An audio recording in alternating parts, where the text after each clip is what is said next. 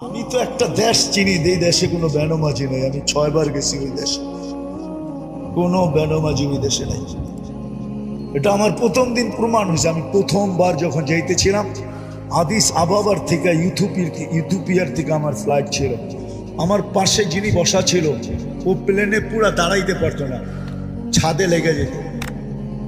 প্লেনে একটু নিচা থাকে না, লাগেজ লুগেজ বলার পরে ও মাথা উঁচা করতে পারতো না, এরকম লম্বা। আর মাশাআল্লাহ কালো তো এরকম কালো, আফ্রিকান মানুষ তো চাঁদের, আফ্রিকার মানুষ কালো।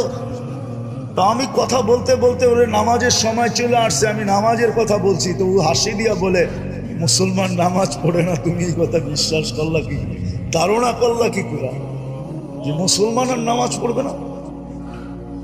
দেখলাম নামাজ পড়লো প্রথমবার। তো আমার দাওয়াত ছিল ওর বাড়িতে, তো নামাজের সময় আমি গেলাম, তো বললো চলো আগে নামাজ পড়ে নি পরে খাবো। তারপর আমি 6 বারে ওদেরকে পরীক্ষা করছি, বিলকুল টপ টু বাটন, প্রেসিডেন্ট থেকে নিয়া, সেনা প্রধান থেকে নিয়া, নিচের আমলা পর্যন্ত একজনও পাই নাই নামাজের আজান কানে ঢুকছে আর বলছে নামাজ আগে কাজ পড়ে। আজান কানে পড়তে দেরি, চিৎকার দিয়া উঠা বলে আর নামাজ আগে কাজ পড়ে, এবং নিজে ইমামতি করে নামাজ পড়ায়। কি আমি প্রেসিডেন্টকে দেখছি নিজে ইমামতি করে নামাজ পড়ায়।